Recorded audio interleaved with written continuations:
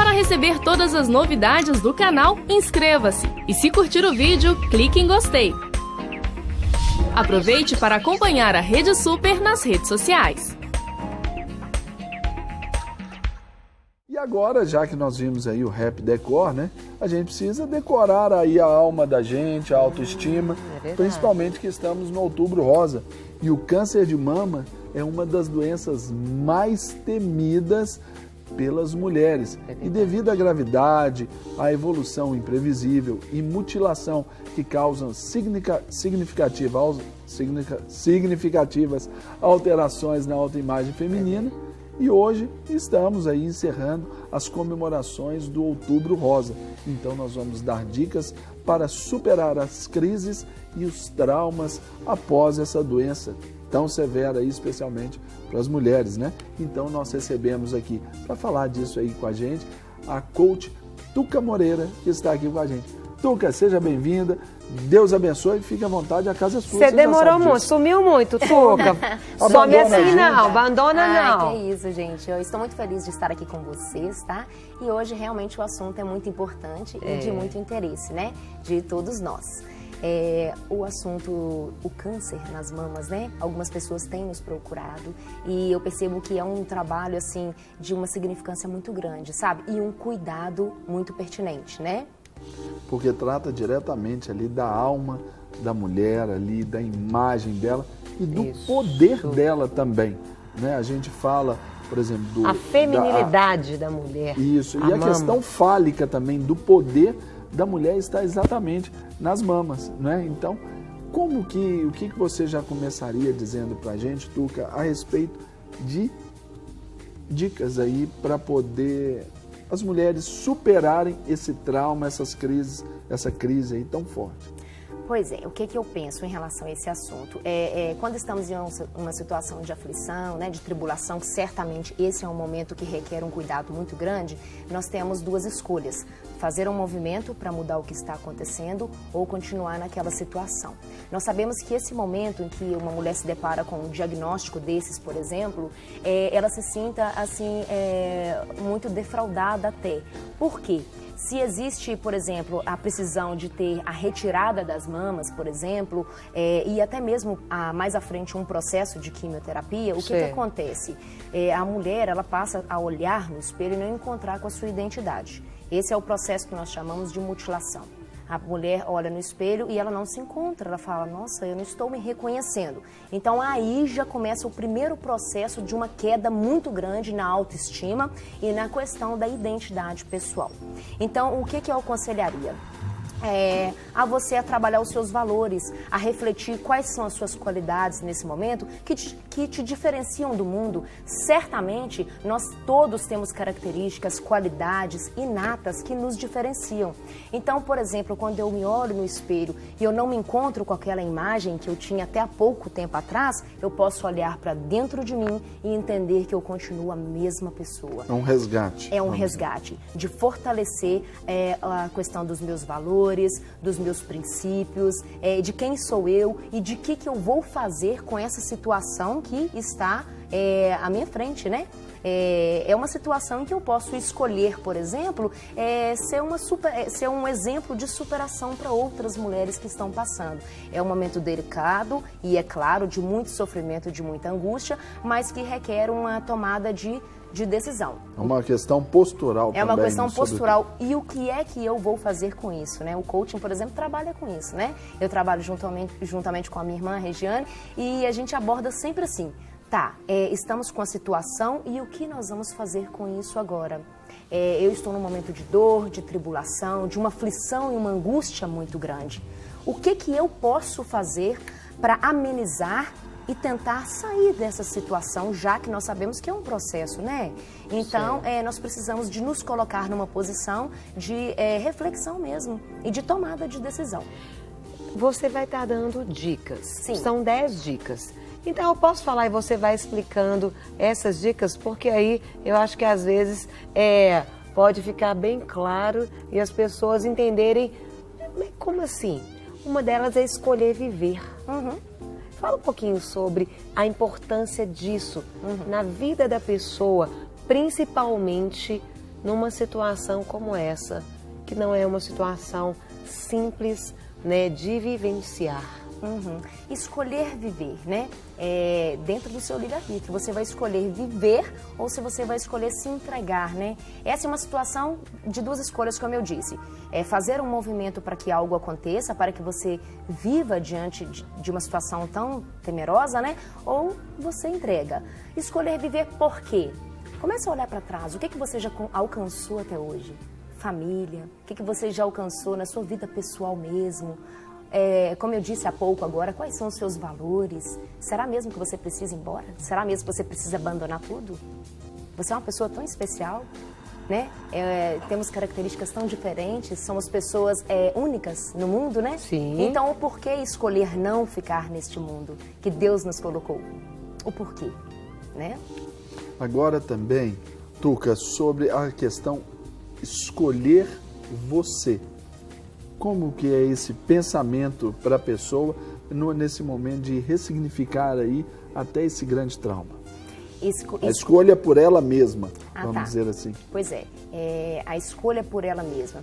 Olha, a gente tem, como eu disse, do movimento, né? Você precisa entender que só existem duas escolhas. Ou você vai fazer alguma coisa para mudar, ou não. Agora, a pulsão de vida ou a pulsão de morte? Né? São somente duas escolhas, ou a pulsão de vida ou a pulsão de morte. E se você escolher pela pulsão de vida, o que é que você vai começar a fazer? Né?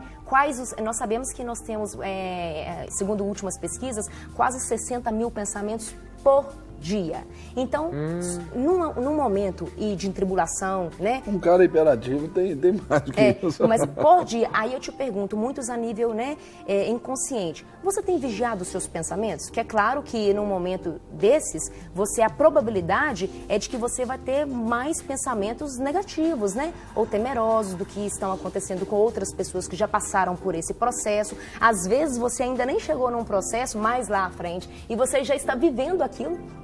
Porque você viu talvez uma pessoa vivendo, entendeu? Então você já começa a ter a sensação de que você está vivendo aquilo que você não está vivendo. É o que acontece muito nestes casos. Então é importante parar para pensar.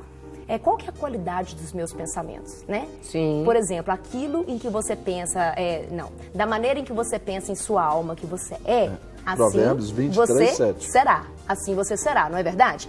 Então, o que eu escolho pensar diante de uma situação tão conflitante e tão desafiante? É a escolha dos pensamentos, porque nós sabemos que o que eu penso gera uma emoção. E o que eu estou sentindo, eu vou agir e reagir na minha vida.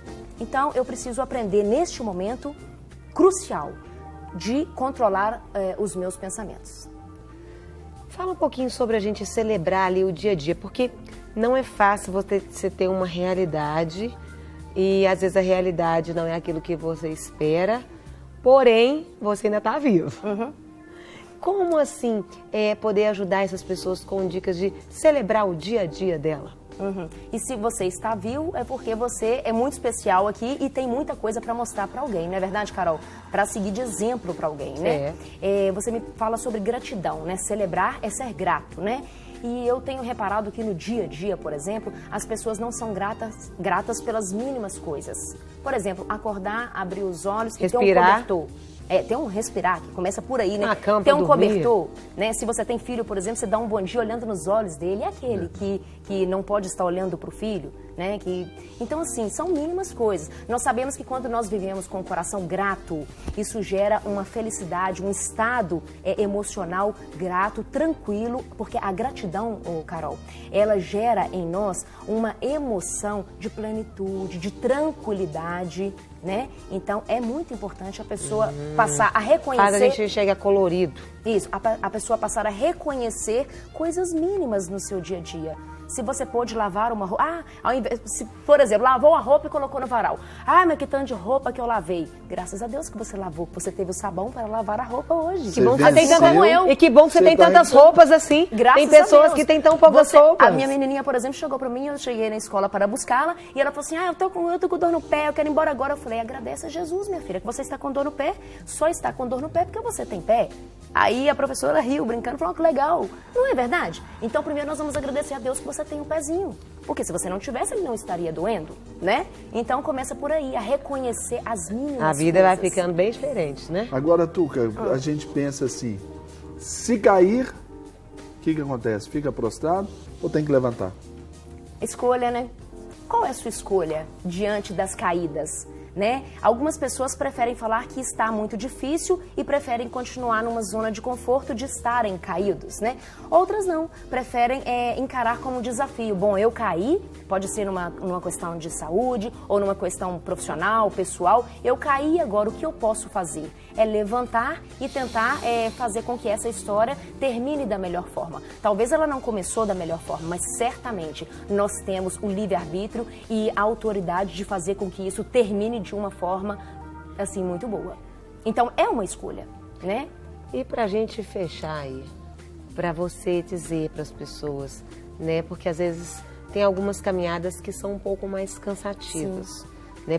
São mais desgastantes. Mas se cansar, não desanimar.